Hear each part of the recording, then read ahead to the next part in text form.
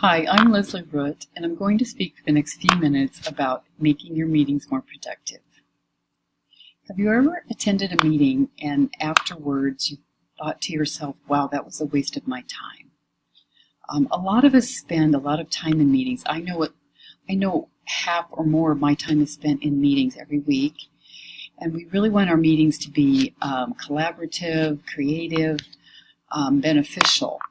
So we'll talk a little bit more here about the very first important step to a productive meeting is preparation. Start by defining the purpose or objective of the meeting. If you can't think of what the objective is, you probably don't need a meeting. And once you've determined that, then you can think about the participants that can help contribute toward that objective. Then you would choose the right place and time for the meeting where people are available and comfortable.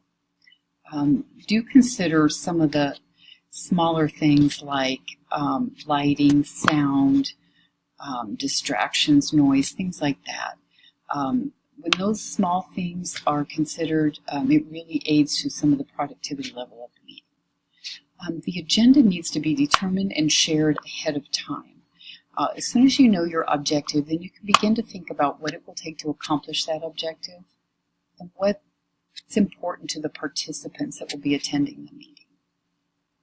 And gather as much information as possible prior to the meeting so that when everyone walks in that day, you can have a very effective and productive time. As the leader of the meeting, there's certain things to keep in mind.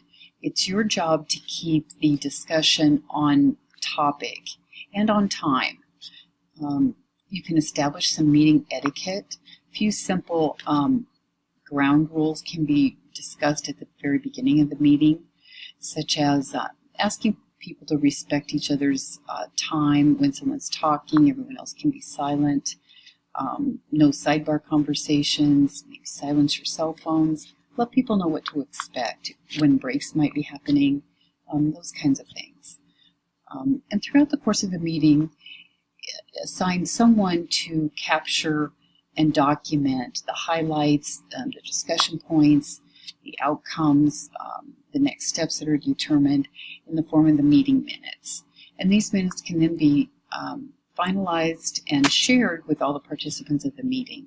And this really helps keep everyone, particularly if there's follow-up items that need to be done, it can keep everybody mindful and clear about what they walked out of that meeting with, who was responsible for what, and they've got them to refer back to, the meeting minutes to refer back to in the event that they don't remember something clearly or want to remember who contributed what. So the meeting minutes can be very beneficial.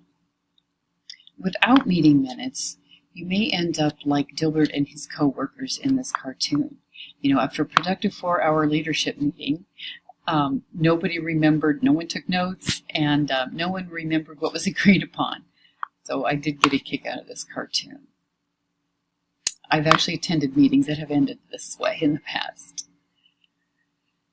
In summary, I found this slide on expertprogrammanagement.com, and it, I thought, very accurately captured the same highlights that our textbook, Excellence in Business Communication, spoke about. 3 main areas of effective meetings. The first area is the preparation, before the meeting. Do you even need a meeting? Make sure your purpose is defined. Start with the end in mind.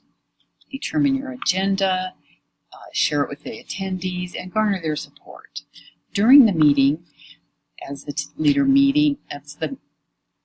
of the meeting, start on time, finish on time, keep the topic on task, avoid groupthink, encourage everyone to have a diverse opinion, as opposed to one outspoken individual and the rest of the meeting members just nod and agree. Really need to encourage that groupthink, or that group participation to avoid the groupthink. Irrelevant issues that are brought up, you can park them in a parking lot. I like to call it a parking lot, where they're outside the scope of the meeting objective. However, they are very valid points that do need to be addressed, so they're captured in the meeting minutes, and dealt with outside of the scope of this meeting. The meeting minutes then, of course, confirm the next steps and are very effective for the follow-up after the meeting. So thank you very much for your time, and I wish you all happy and productive meetings.